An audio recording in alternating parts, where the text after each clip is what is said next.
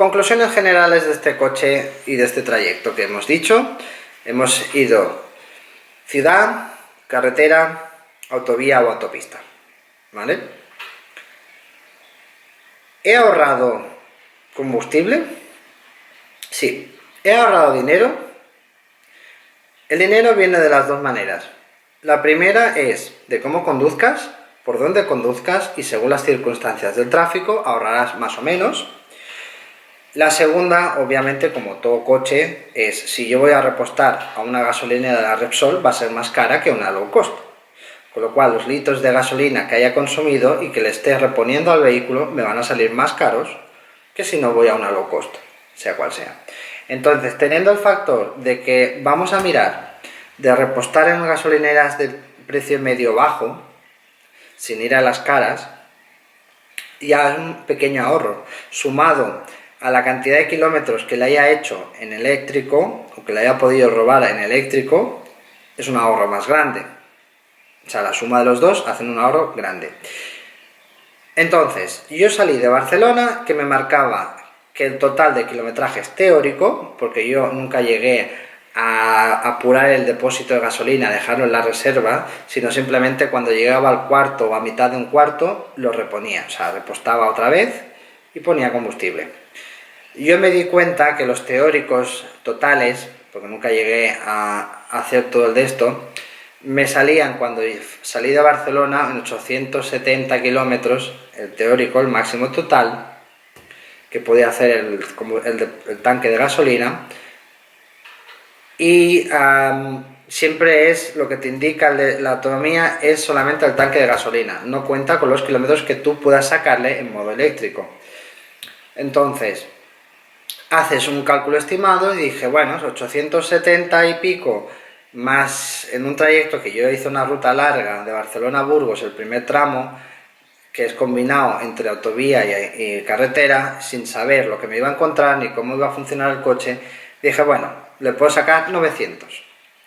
¿Qué pasó? Que yo cuando reposté días más tarde el vehículo y ya había hecho ese tramo primero y estaba empezando el segundo, cuando hice otra vez los cálculos de cómo yo salí a cómo estaba repostando y el trip, que es, digamos el trip es el odómetro del total de kilómetros recorridos hasta el repostaje, me di cuenta que si yo, con lo que ya había recorrido y con lo que me decía que me quedaba de tanque, porque no lo apuré, sino lo dejé en un cuarto, con lo que me decía, en vez de salir de esos 890 kilómetros que yo pensaba al salir de Barcelona, me habían aumentado hasta un teórico, siempre estamos hablando de teórico por no llegar a apurar el depósito y a hacer precisa la prueba, siempre me llegaba a decir pues que de esos 880 kilómetros, 800 cercano a 90, me estaba haciendo unos 940 kilómetros. A lo largo del trayecto reposté 2 o 3 veces, hice un total de 2020 kilómetros con el coche, en toda la ruta de Barcelona, Burgos, Logroño, Logroño, Bilbao, Barcelona, hice un total de 2020 kilómetros.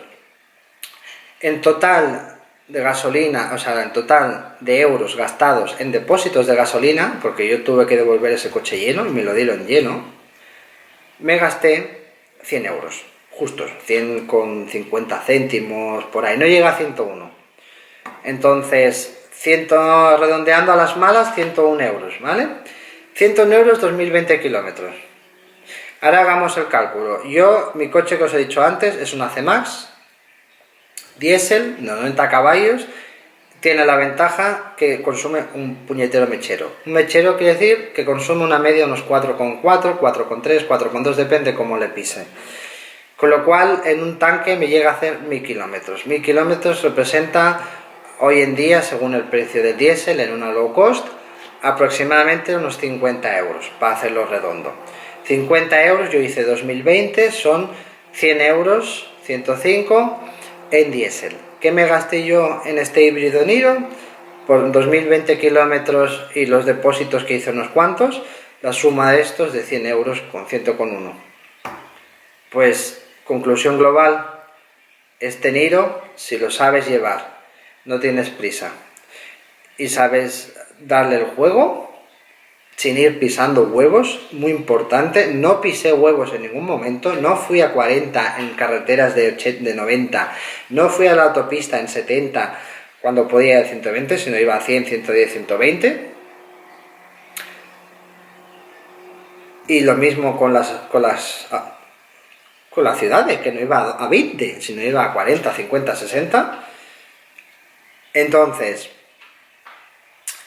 haciendo esto, te das cuenta de que un híbrido, si lo sabes conducir, no tienes prisa y tienes el buen factor del tráfico, le puedes sacar como si fuera un diésel de gran autonomía.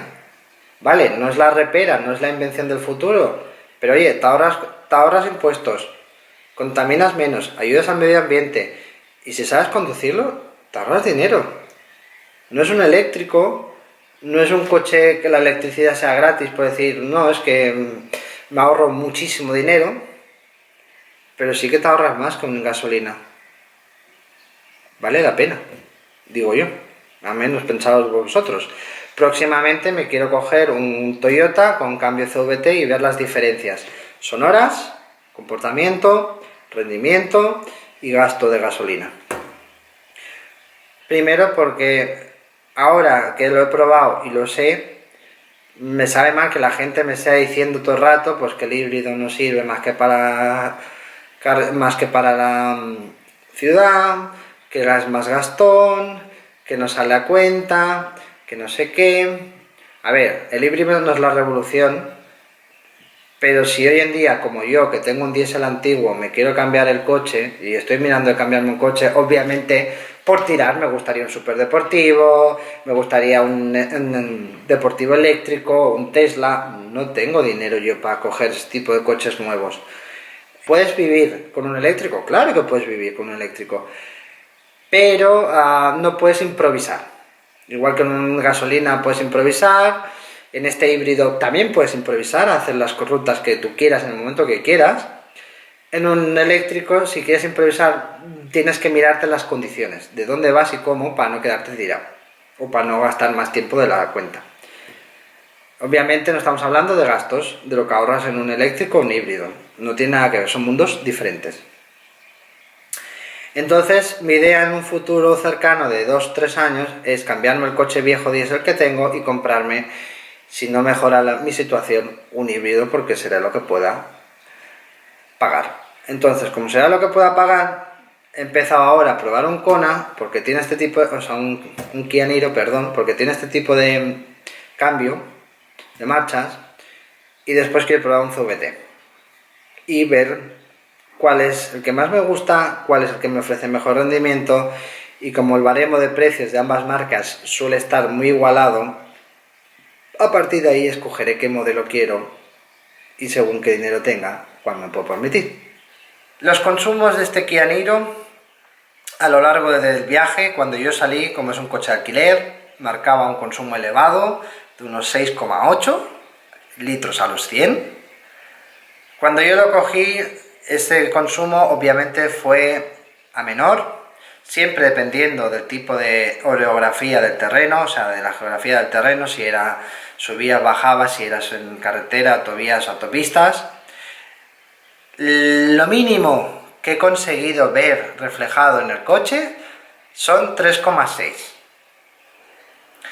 3,6 en un consumo combinado de carretera con ciudades, que es lo que estamos hablando antes.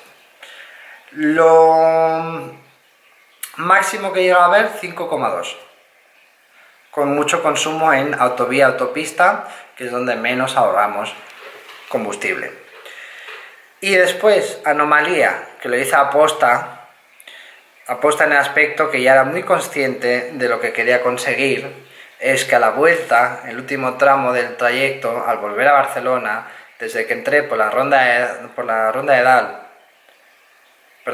diagonal, hasta el centro donde tuve que dejar el vehículo de Six, como casi todo el terreno era pendiente, iba en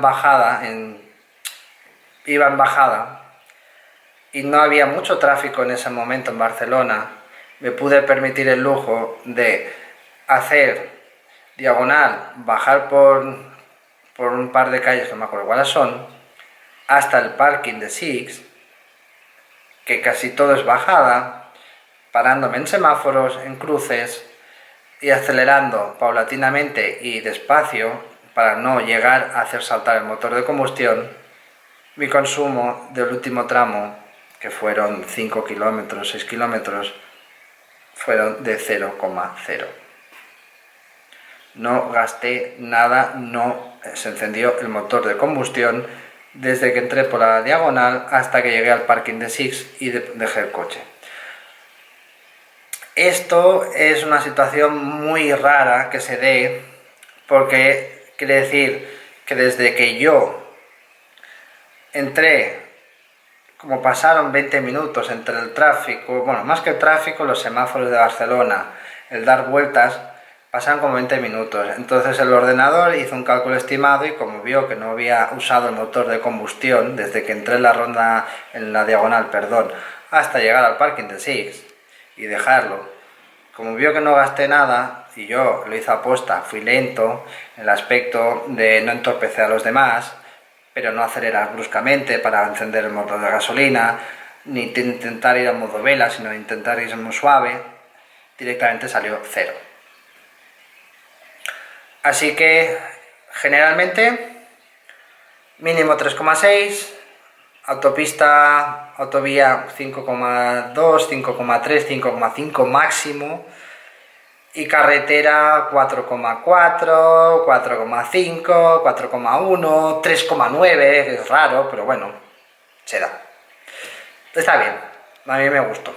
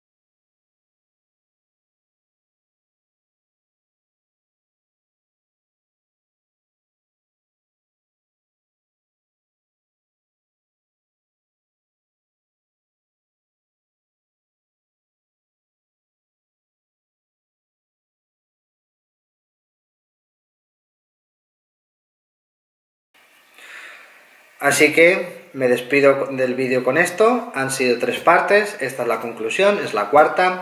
Si tenéis preguntas, aunque tarde un tiempo en responder porque no estoy muy conectado a YouTube, podéis preguntarlas, intentaré daros respuestas, intentaré ayudaros, o si alguien me quiere ayudar y hablarme del tema y aconsejarme, hacer ver las cosas diferentes, estoy encantado por ello. Así que, chicos y chicas, muchísimas gracias por haber visto mis vídeos. Espero haberos ayudado, haber aportado una opinión diferente a la que supuestamente habréis escuchado en la calle, tanto positiva como negativa, de este tipo de vehículos híbridos, como de otros, de la gasolina. Y bueno, el panorama en general que tenemos hoy en día, más en ciudades grandes como es Barcelona y Madrid, que están aplicando las restricciones de contaminación en cuanto a coches. Con lo cual eso es un hándicap para las personas que vivimos en cerca de esas ciudades o que tenemos que acudir a esas ciudades o que ya viven dentro y que han de renovar sus coches y supone esta incertidumbre de ¿qué hago? Pues esta es mi opinión, espero haberos ayudado y que os sintáis libres de comentar para bueno, para malo y de ayudar si queréis ayudar. Muchas gracias a todos y me despido.